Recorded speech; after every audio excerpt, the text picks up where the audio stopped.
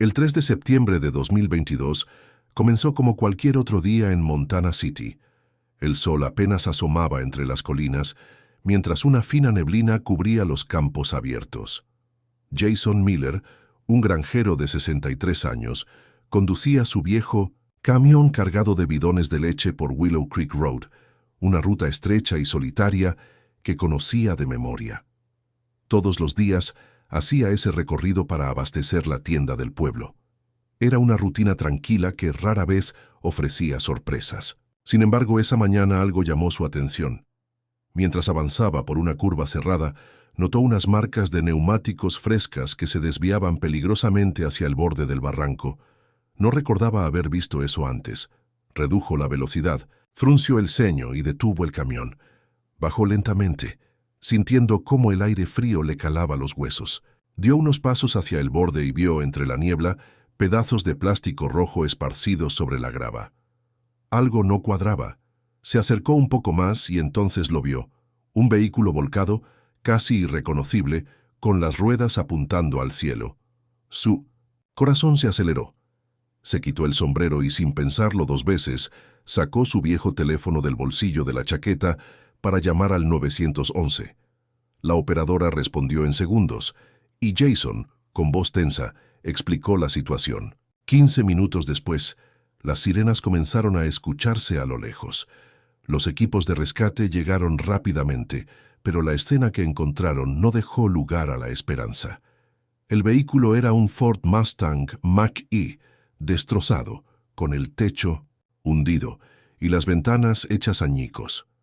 Los bomberos trabajaron con precisión para abrir las puertas retorcidas, mientras los paramédicos aguardaban en silencio. Cuando por fin lograron acceder al interior, confirmaron lo que Jason ya temía. La conductora había muerto en el acto. No hubo sufrimiento prolongado, dijeron. Fue inmediato. Entre los restos encontraron su cartera. Los documentos revelaron su identidad. La doctora Lauren Holloway, de 32 años, profesora de sociología en la Universidad de Great Falls. La noticia se extendió rápidamente por Montana City. Muchos conocían su nombre. Algunos habían asistido a sus conferencias o leído sus artículos sobre violencia social y acoso. La comunidad quedó conmocionada. Todo parecía indicar que había sido un accidente trágico y evitable. El informe preliminar de la policía, publicado ese mismo día, señalaba que la causa probable era el exceso de velocidad en una carretera mojada por la lluvia de la noche anterior. La pérdida de control en la curva y el posterior vuelco parecían un accidente de manual. Nadie sospechaba otra cosa. Los medios locales informaron del suceso como una lamentable tragedia, una vida joven apagada demasiado pronto. Su familia comenzó a preparar el funeral, devastada por la pérdida, pero no todos aceptaban esa explicación tan sencilla. Mientras los vecinos dejaban flores en la puerta de su casa y las redes sociales se llenaban de mensajes de condolencia, un hombre miraba las noticias con el ceño fruncido y el corazón en un puño. No podía sacudirse la sensación de que algo no encajaba. Ese hombre era Walter Holloway, el padre de Lauren, y en lo más profundo de su ser sabía que esa historia no estaba completa. Mientras la mayoría aceptaba sin cuestionar la versión oficial del accidente, Walter Holloway no lograba encontrar paz. Ingeniero retirado, acostumbrado a resolver problemas observando cada detalle, sentía que había piezas sueltas en aquella historia. Durante días, revisó una y otra vez las fotografías filtradas en las noticias y las que había obtenido gracias a un amigo que trabajaba en el departamento de bomberos. En cada imagen buscaba algo que explicara lo que su mente se negaba a aceptar, que su hija, una mujer meticulosa y previsora, hubiera cometido un error tan básico como perder el control en una carretera que conocía. Apenas un mes antes, Lauren le había hablado orgullosa de los sistemas avanzados de seguridad de su nuevo vehículo, mencionando con detalle cada sensor y cada alerta automática que, según ella, hacían casi imposible un accidente por pérdida de control. Cuanto más pensaba, más crecía su inquietud. No podía ignorar lo que consideraba una incongruencia. Decidió actuar por su cuenta. A través de conocidos en Helena, la capital estatal, consiguió el contacto de Mark Rains, un reconocido especialista en mecánica forense que había trabajado en investigaciones de accidentes industriales. Sin dudarlo, se trasladó hasta su taller, llevando consigo toda la documentación que había podido reunir. Rains accedió a revisar el vehículo, que había sido trasladado a un depósito policial en las afueras de la ciudad. Walter gestionó el acceso legal con las autoridades, alegando que necesitaba confirmar ciertos aspectos técnicos para el seguro. Nadie vio objeción. Una semana después, Walter observaba en silencio cómo Rains desarmaba meticulosamente la parte delantera del Ford Mustang Mach-E. La tensión en el aire era palpable. Cada movimiento del mecánico parecía alargar el tiempo, mientras Walter intentaba controlar sus pensamientos. Finalmente, Rains retiró uno de los conductos del sistema de frenos. Lo examinó con atención, frunciendo el ceño. Levantó el tubo, lo giró bajo la luz del taller y se quedó inmóvil unos segundos. Walter se acercó intentando descifrar la expresión del especialista. Rains señaló el borde del conducto. Allí, claramente visible, había un corte limpio, perfectamente recto, sin marcas de desgaste ni señales de rotura accidental. No era un daño causado por el impacto, ni por el uso. Era un corte preciso, como hecho con una herramienta especializada. Rains no tardó en expresar su opinión profesional. Ese tipo de corte solo podía ser resultado de una intervención humana intencionada. No había margen para el error. Aquello no era un fallo mecánico ni una consecuencia del accidente. Era un acto deliberado. Walter sintió cómo su cuerpo se tensaba. La confirmación de sus peores temores estaba frente a él. Alguien había manipulado el vehículo de su hija para que fallara en el momento más peligroso. No era una teoría, era un hecho. Con el corazón acelerado, supo que no podía dejarlo pasar. Reunió las pruebas, documentó cada detalle y, sin perder tiempo, se dirigió a la oficina del sheriff del condado de Yellowstone. Allí presentó el informe de Rains, convencido de que la verdad apenas comenzaba a salir a la luz. El informe, presentado por Walter Holloway, provocó un giro inmediato en la investigación. La oficina del sheriff del condado de Yellowstone cambió oficialmente la clasificación del caso, pasando de accidente de tránsito a posible homicidio por sabotaje mecánico. El capitán Ronald Jacobs, un veterano con 20 años de experiencia en la unidad de delitos mayores, asumió el liderazgo del equipo investigador. La noticia se mantuvo en estricta confidencialidad mientras los agentes organizaban los primeros pasos del nuevo procedimiento. El acceso al vehículo quedó restringido y todas las pruebas mecánicas fueron selladas bajo cadena de custodia. La prioridad inicial fue inspeccionar el entorno más cercano de la víctima, la casa de Lauren Holloway, situada en las afueras de Montana City, fue asegurada para un registro completo. El equipo técnico revisó cada espacio del domicilio en busca de dispositivos de grabación, cámaras o cualquier material que pudiera haber registrado actividad inusual los días previos al accidente.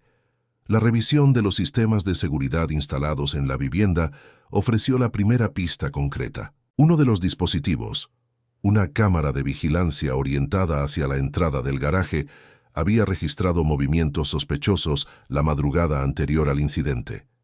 La grabación mostraba una figura solitaria aproximándose a las 2:17 de la mañana. La persona vestía ropa oscura y llevaba puesta una sudadera con capucha que ocultaba su rostro. La imagen, aunque borrosa, era clara en cuanto a los movimientos. El individuo se agachó junto al neumático delantero izquierdo y permaneció allí durante casi 2 minutos, realizando una acción que la cámara no lograba detallar con precisión debido al ángulo y la distancia. Después se levantó y desapareció. En la oscuridad, el registro no mostraba vehículos cercanos ni otras personas en la escena. El equipo técnico mejoró el video, pero la baja resolución impedía identificar características físicas o faciales. Mientras tanto, otro equipo se encargó de analizar las comunicaciones de Lauren durante los meses previos.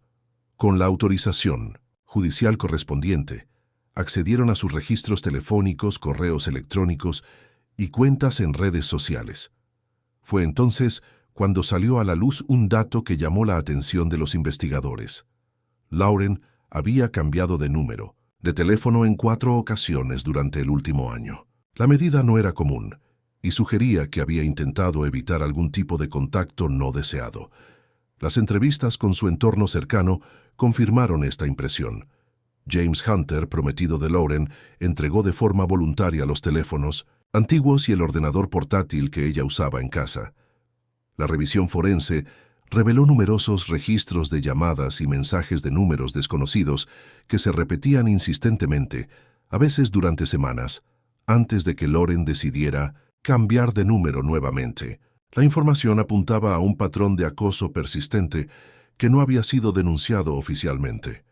La línea de investigación se abrió hacia el pasado personal de Lauren en busca de vínculos anteriores que pudieran explicar el hostigamiento. La búsqueda de conexiones llevó al equipo investigador hasta Texas, donde Lauren había vivido y trabajado antes de mudarse a Montana.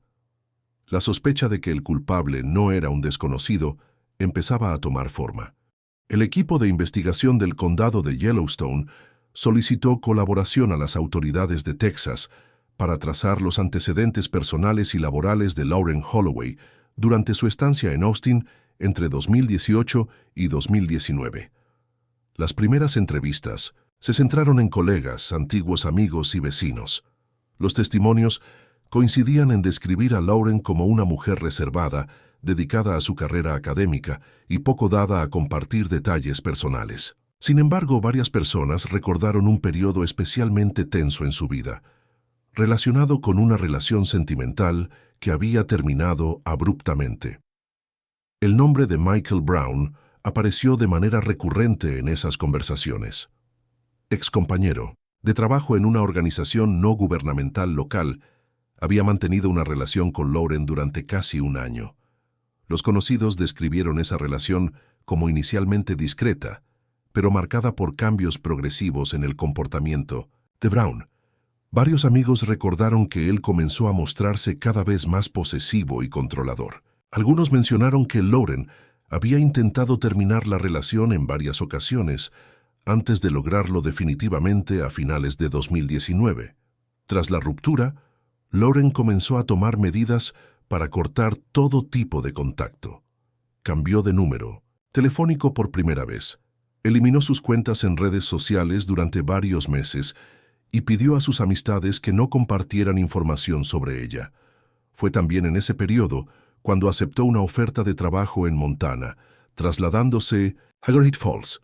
Según los testimonios recabados, no volvió a hablar de Brown después de mudarse. Algunos amigos cercanos señalaron que ella había expresado sentirse aliviada por la distancia, convencida de que un cambio de estado sería suficiente para dejar atrás esa etapa de su vida. La policía de Austin informó que Michael Brown no tenía antecedentes penales ni órdenes de restricción vigentes. No había denuncias formales presentadas por Lauren ni por terceros. En apariencia, Brown había desaparecido del entorno social tras la ruptura.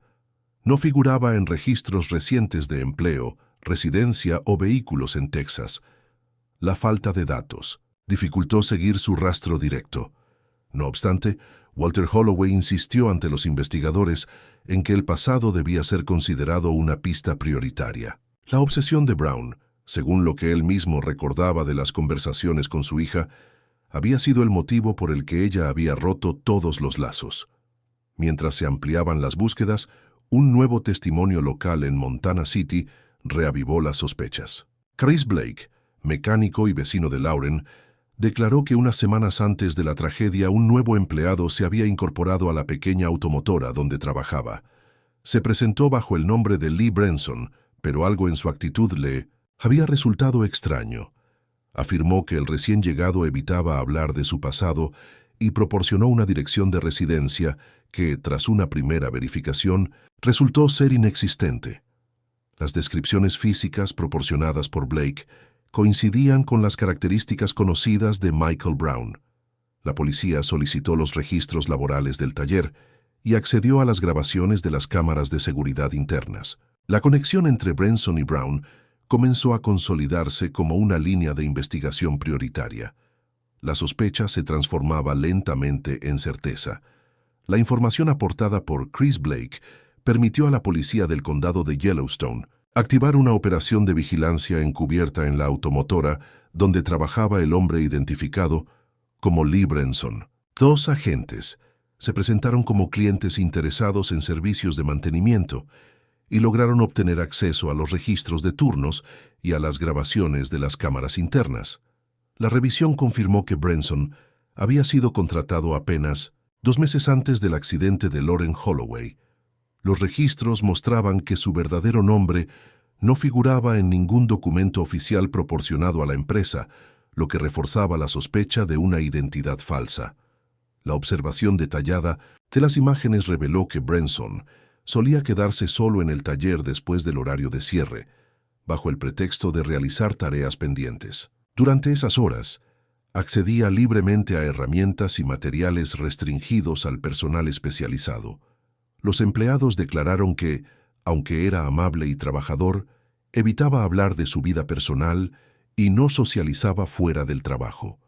Ninguno recordaba haber visto su vehículo estacionado en las inmediaciones del taller, lo que dificultaba rastrear su paradero fuera del horario laboral. La investigación se centró en el acceso a un lubricante industrial de uso poco común que el taller empleaba en proyectos específicos. Los peritos habían detectado restos de este compuesto en la escena del accidente, lo que ahora conectaba directamente al sospechoso con el material hallado en el vehículo de Lauren. Los agentes continuaron la vigilancia hasta obtener una pista más sólida sobre sus movimientos. Un equipo de seguimiento logró identificar el vehículo que Branson utilizaba, un sedán negro de modelo antiguo, sin distintivos visibles. La placa delantera estaba parcialmente dañada, lo que dificultaba la lectura a distancia. Durante varios días el equipo documentó sus rutinas. La mayoría de las noches regresaba a un pequeño motel llamado Silver Creek, ubicado en las afueras de la ciudad. La administración del motel confirmó que el registro se había hecho a nombre de Lee Branson, con un documento de identidad que, según el análisis posterior, resultó ser falso. La noche decisiva, los agentes siguieron el sedán negro cuando salió del motel cerca de las 11. La vigilancia se extendió durante 3 horas, mientras el vehículo se desplazaba sin un rumbo claro por distintos barrios residenciales. A las 2:10 de la madrugada, Branson estacionó en una calle poco iluminada a varias cuadras del antiguo domicilio de Lauren Holloway. Los investigadores, que mantenían la distancia para evitar ser detectados, documentaron el tiempo que permaneció dentro del coche, observando los alrededores sin bajarse en ningún momento. Con la certeza de que preparaba una nueva acción o que intentaba acercarse nuevamente al lugar del crimen, las autoridades decidieron intervenir. A la mañana siguiente, un operativo fue desplegado en el motel Silver Creek. Branson fue detenido en el estacionamiento, sin oponer resistencia. La policía trasladó al sospechoso bajo custodia para iniciar el interrogatorio formal y proceder a la revisión completa de sus pertenencias. La caza había terminado, pero la búsqueda de pruebas apenas comenzaba.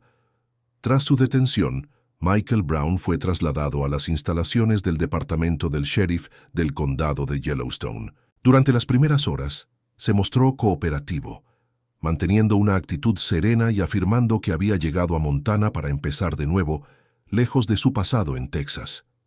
Declaró que había adoptado el nombre de Lee Branson para dejar atrás errores personales y obtener un empleo sin que le juzgaran por su historial laboral inestable. Negó cualquier vínculo con Lauren Holloway y aseguró que ni siquiera sabía que ella vivía en la ciudad. Su relato parecía construido cuidadosamente, evitando cualquier referencia directa a la víctima o a los hechos bajo investigación. Sin embargo, el equipo investigador ya contaba con una orden para registrar sus pertenencias, tanto en la habitación del motel como en el vehículo que utilizaba. En el interior del sedán no se halló nada relevante a primera vista, pero el verdadero hallazgo se produjo al revisar su ordenador portátil y una pequeña maleta de herramientas que había mantenido junto a la cama del motel. En el ordenador, los especialistas forenses encontraron una carpeta protegida por contraseña. Tras desbloquearla, descubrieron un archivo detallado con mapas, rutas, capturas de pantalla de aplicaciones de navegación y registros de movimientos de Lauren. Había fotos de su casa, del camino que usaba para ir al trabajo y de los alrededores del campus universitario. Los documentos mostraban un seguimiento sistemático que abarcaba meses. Entre los archivos también se encontraron búsquedas en Internet relacionadas con los sistemas de frenos del modelo Ford Mustang Mach-E, así como manuales técnicos y foros donde se discutían métodos para manipular componentes de vehículos sin dejar rastros evidentes. Los investigadores identificaron un patrón claro de preparación que desmentía cualquier intención casual o espontánea. Además del material digital, la maleta contenía herramientas de precisión y una pequeña botella de lubricante industrial, cuyo contenido fue enviado al laboratorio. El análisis posterior confirmó que la composición coincidía exactamente con las muestras recogidas en el lugar del accidente. La conexión entre Brown y el sabotaje mecánico era cada vez más evidente. La pieza clave surgió al revisar nuevamente los teléfonos entregados por James Hunter. En uno de los dispositivos antiguos de Lauren, los especialistas encontraron mensajes de voz archivados que ella no había eliminado.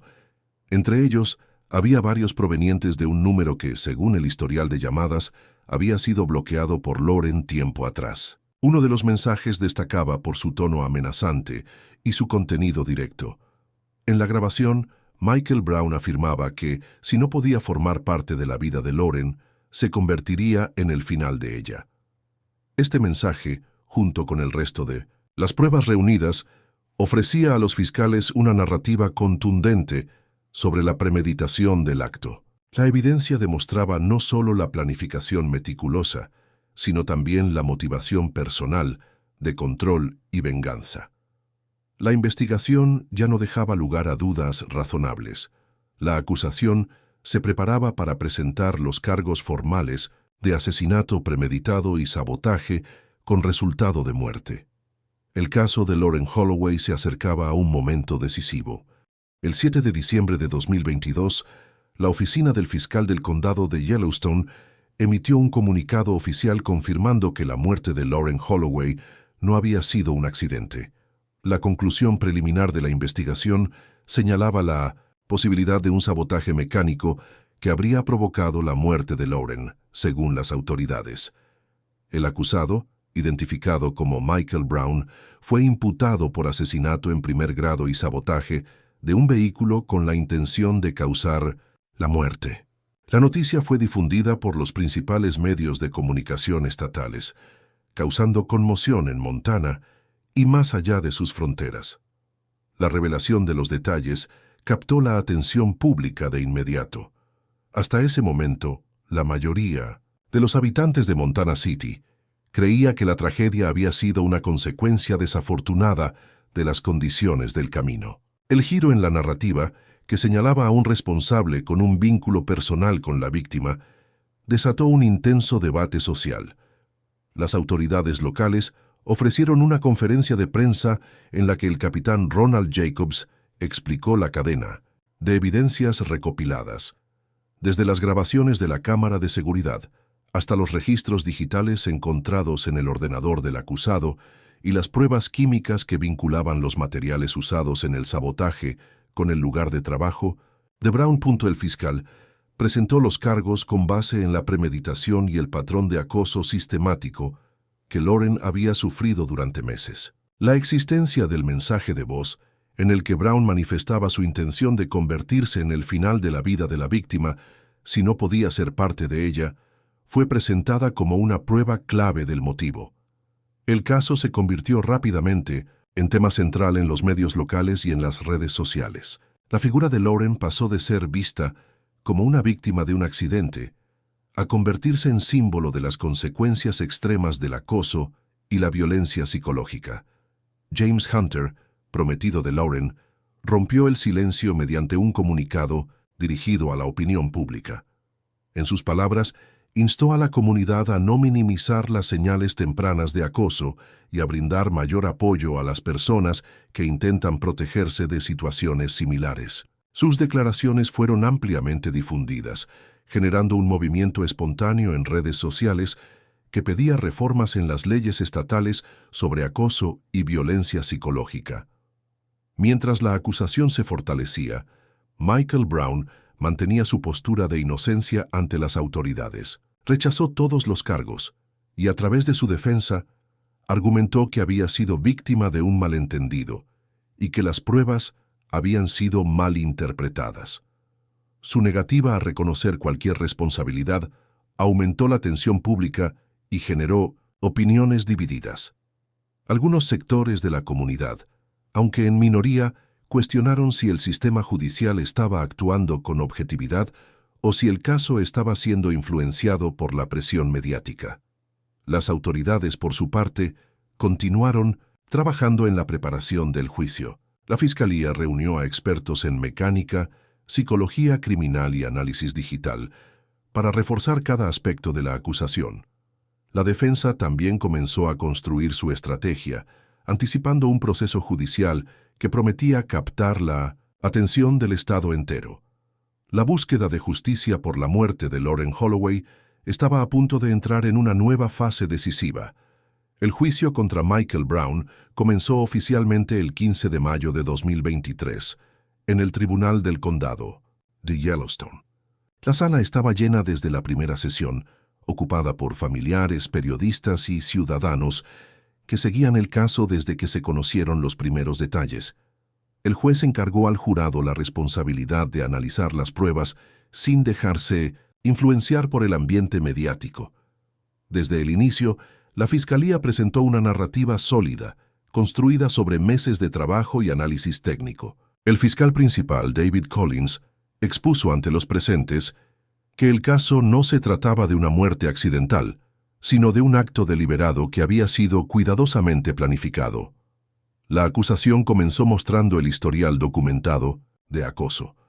Presentaron registros telefónicos que demostraban los intentos repetidos de contacto por parte de Brown a lo largo de un año, incluso después de que Lauren hubiera cambiado de número en varias ocasiones. Siguieron con las grabaciones extraídas del ordenador del acusado, que incluían mapas detallados de los movimientos de Lauren, capturas de pantallas de aplicaciones de navegación y búsquedas específicas sobre el modelo de vehículo que ella conducía. Estas pruebas sostenían la acusación de premeditación y seguimiento sistemático.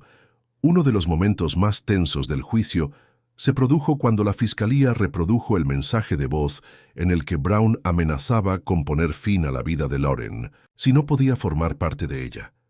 La grabación, breve pero contundente, fue recibida en la sala con un silencio absoluto.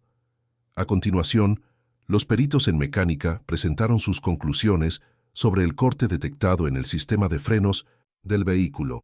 Explicaron que el daño había sido realizado con una herramienta especializada y que requería conocimientos técnicos precisos para ejecutarse sin dejar señales evidentes a simple vista. Los expertos en química forense confirmaron que el lubricante industrial encontrado en la escena del accidente coincidía exactamente con el producto hallado en las pertenencias de Brown. La Fiscalía subrayó que este material no era de uso común y que solo estaba disponible en lugares especializados, como el taller donde el acusado había trabajado, bajo una identidad falsa. La defensa, por su parte, intentó presentar una versión alternativa de los hechos. Argumentaron que Brown había adoptado una nueva identidad para empezar de cero, no para acercarse a Lauren. Alegaron que las pruebas digitales podían ser interpretadas como simples búsquedas realizadas por curiosidad o por razones ajenas a un plan criminal. También pusieron en duda la cadena de custodia del lubricante, sugiriendo la posibilidad de una contaminación accidental. Sin embargo, la acumulación de pruebas era abrumadora. La Fiscalía cerró su exposición recordando que Lauren había intentado protegerse, cambiando de estado y comenzando una nueva vida, pero que el acusado había cruzado límites que ninguna víctima debería enfrentar. La sociedad empezaba a ver en Lauren no solo a una profesora, sino a una representación de muchas personas que viven bajo amenazas invisibles. El juicio avanzaba con ritmo firme, acercándose al momento del veredicto. El 23 de junio de 2023, tras 6 intensas semanas de juicio, el jurado del condado de Yellowstone recibió las instrucciones finales del juez. La sala permanecía repleta, con los rostros de los familiares de Lauren Holloway visiblemente tensos. Afuera, medios locales y nacionales aguardaban el desenlace de uno de los casos más comentados del año en Montana. La deliberación comenzó poco antes del mediodía. Durante las siguientes 6 horas, los miembros del jurado analizaron las pruebas, los testimonios y las conclusiones de ambas partes. No hubo filtraciones ni señales externas que anticiparan el resultado. Finalmente, a las 6:30 de la tarde, el jurado solicitó regresar a la sala para emitir el veredicto. La tensión en el ambiente era palpable. Cuando la portavoz del jurado se puso de pie, el silencio se apoderó del recinto.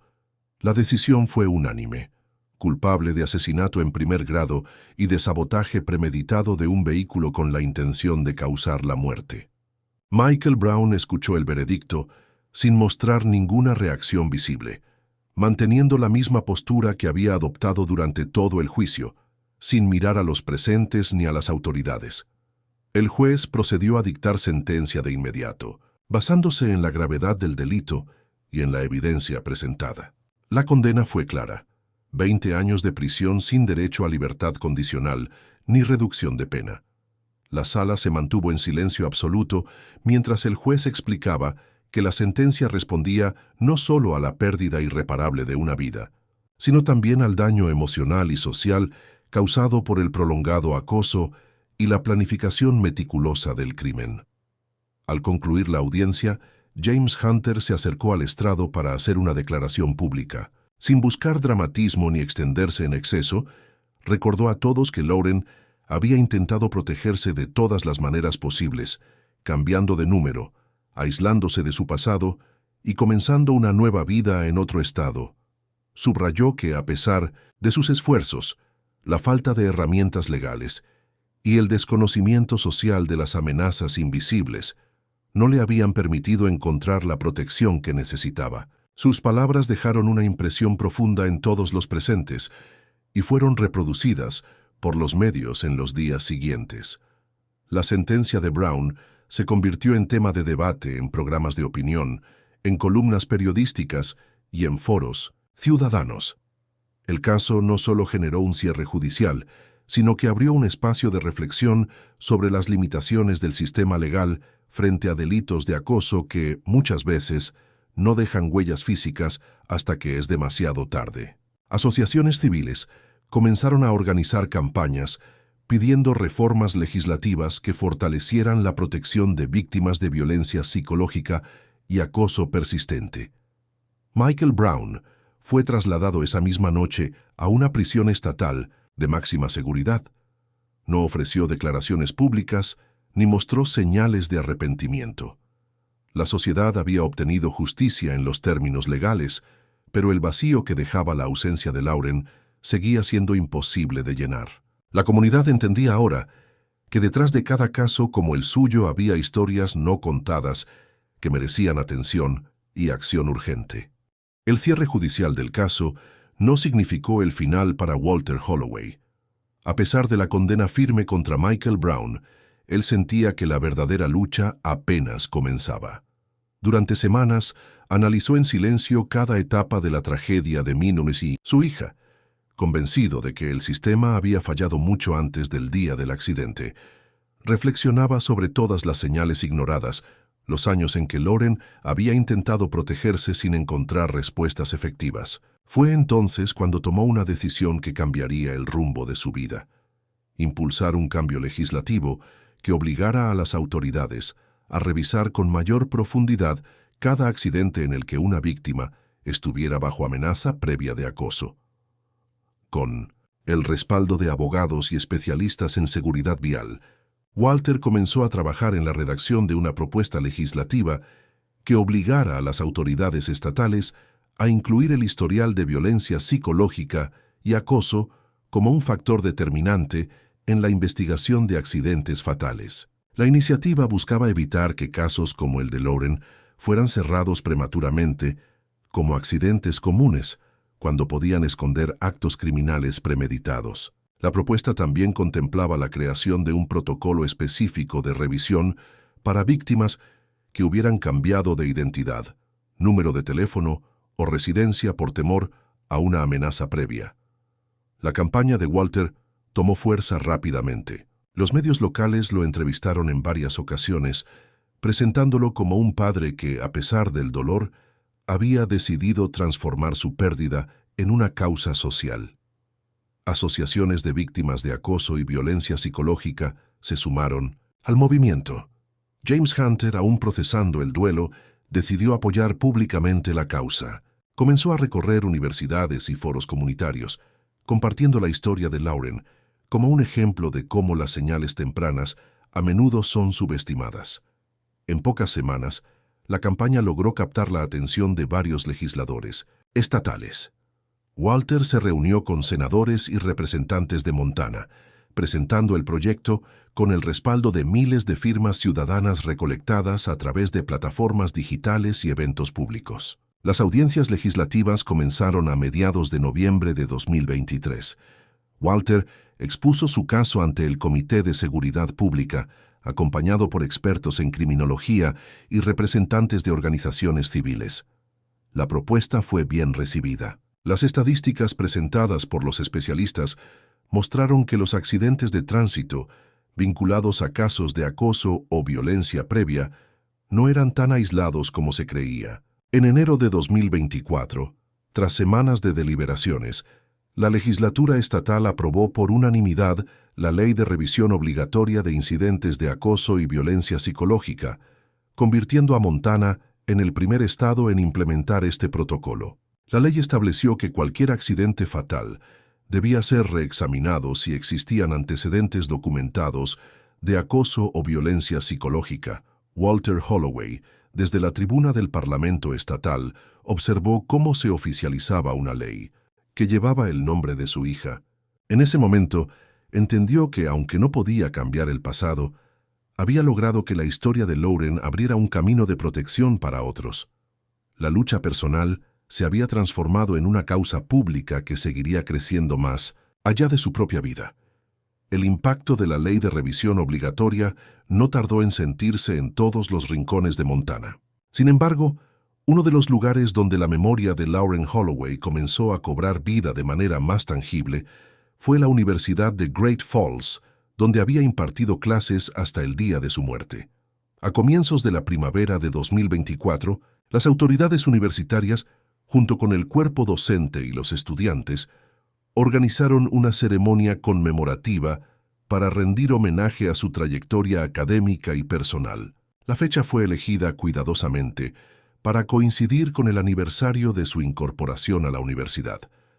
La ceremonia se llevó a cabo en la Alameda Norte del campus, un espacio que Lauren solía recorrer en sus caminatas matutinas antes de iniciar sus clases. En ese lugar se plantaron 7 arces rojos como símbolo de conocimiento, resistencia y renovación. Frente a los árboles se instaló una placa de piedra donde se grabaron las palabras Doctora Lauren Holloway, conocimiento, fortaleza, luz. La comunidad universitaria se reunió en silencio, mientras los colegas más cercanos compartían recuerdos de su pasión por la enseñanza y su compromiso con los estudiantes, especialmente con aquellos que eran la primera generación de sus familias en acceder a la educación superior. Durante la ceremonia se anunció la creación de la beca Lauren Holloway, destinada a apoyar a estudiantes que enfrentaran situaciones personales difíciles o que hubieran sido víctimas de acoso o violencia psicológica. La iniciativa buscaba ofrecer no solo apoyo económico, sino también acompañamiento psicológico y asesoramiento legal, construyendo un espacio seguro dentro de la institución para quienes necesitaran ayuda y no supieran cómo pedirla. La beca se financió inicialmente con donaciones privadas, pero en pocas semanas recibió aportes de exalumnos, organizaciones civiles y empresas locales. La universidad también incorporó en su programa académico seminarios y talleres sobre violencia psicológica, acoso y seguridad personal, utilizando el caso de Lauren como un ejemplo real de las consecuencias que puede tener ignorar las señales tempranas. Los estudiantes comenzaron a organizar actividades bajo el lema "El conocimiento también protege", buscando crear conciencia sobre la importancia de hablar abiertamente de estos temas. La figura de Lauren Holloway se transformó en un símbolo que trascendía las aulas. Sus colegas la recordaban no solo por sus logros académicos, sino por su vocación de acompañar a los estudiantes más vulnerables. Las nuevas generaciones de alumnos comenzaron a conocer su historia no como una tragedia aislada, sino como el origen de un movimiento que buscaba cambiar las dinámicas de silencio y normalización del acoso. El campus de Great Falls adoptó el compromiso de mantener viva la memoria de Lauren, no desde el dolor, sino desde la acción y el aprendizaje. Cada paso dado en su nombre reforzaba la idea de que la educación debía ir acompañada de un entorno seguro, donde las historias como la suya sirvieran para proteger a quienes aún tenían la oportunidad de construir su futuro sin miedo. Las historia de Lauren Holloway, que había comenzado como una tragedia local en Montana, pronto cruzó las fronteras del estado. Las organizaciones nacionales que trabajaban en la prevención del acoso y la violencia psicológica comenzaron a incluir su caso en programas de formación para fuerzas de seguridad y profesionales de la justicia. La claridad con la que los hechos demostraban cómo el acoso puede escalar hasta convertirse en una amenaza mortal convirtió su historia en un ejemplo utilizado en cursos de capacitación en todo el país. Academias de policía en varios estados empezaron a integrar el estudio del caso como parte de sus módulos sobre evaluación de riesgos y prevención de violencia interpersonal. Los instructores destacaban cómo las señales tempranas de hostigamiento, si se tomaban en serio y se investigaban adecuadamente, podían evitar consecuencias fatales. La figura de Lauren se convirtió en una referencia para explicar que el acoso no siempre deja marcas visibles, pero sus efectos pueden ser igual de destructivos que cualquier otra forma de violencia. El ámbito académico también acogió su historia. Facultades de Derecho y Criminología analizaron el caso como un precedente en la interpretación de delitos relacionados con el acoso psicológico. Los estudiantes debatían sobre los límites de la libertad individual y las responsabilidades del sistema judicial en la protección de las víctimas. El proceso judicial contra Michael Brown se estudiaba como un ejemplo de cómo la tecnología, los registros digitales y las pruebas circunstanciales podían ser determinantes para demostrar la premeditación en delitos difíciles de documentar. Mientras tanto, Walter Holloway y James Hunter continuaron su trabajo como portavoces de la causa. Ambos participaron en conferencias y encuentros con jóvenes en distintas universidades, compartiendo la historia de Lauren y explicando la importancia de pedir ayuda ante las primeras señales de acoso. Recorrieron comunidades rurales y urbanas llevando un mensaje que combinaba prevención, educación y reforma social. Las autoridades de Montana los reconocieron públicamente por su labor, pero ellos insistieron en que su motivación era que ninguna otra familia tuviera que enfrentar lo que ellos habían vivido. A pesar del reconocimiento y los avances logrados, la ausencia de Lauren seguía marcando cada paso. Ni las leyes aprobadas ni los homenajes podían revertir el hecho irremediable de que ella no estaba allí para ver los frutos de su lucha por una vida en paz. Su historia recordaba a todos que, incluso tomando precauciones, las víctimas a menudo no cuentan con herramientas suficientes para detener a quienes deciden cruzar los límites del respeto y la seguridad. Sin embargo, el legado que dejó a través de quienes la amaban y de quienes transformaron su historia en un movimiento de cambio, demostró que una sola vida puede impulsar transformaciones profundas. La memoria de Lauren Holloway se convirtió en una herramienta de aprendizaje y prevención, una advertencia silenciosa y al mismo tiempo un llamado a no ignorar lo que muchas veces se esconde detrás del silencio. Queridos amigos, esta es una historia ficticia, creada con fines artísticos. Sin embargo, los hechos que aquí se narran bien podrían suceder en la vida real, pues están basados en emociones humanas profundas y, a veces, destructivas. Los celos, la pasión, el resentimiento. Este relato muestra cómo un solo paso en falso puede llevar a la tragedia. No justificamos ni respaldamos el comportamiento de los personajes. Por el contrario, esta historia condena toda forma de violencia, manipulación y crueldad. A través de sus escenas, queremos invitar a la reflexión sobre los límites personales, la confianza y el alto precio que puede tener una decisión impulsiva. Por favor, no imiten lo que han visto en este video. Todo lo mostrado es una interpretación artística. Si están enfrentando una situación de peligro o conocen a alguien que lo esté, no duden en acudir a las autoridades o servicios de ayuda. Recuerden, la ayuda real existe y no están solos. Cuídense mucho y protejan a sus seres queridos. Gracias por su atención.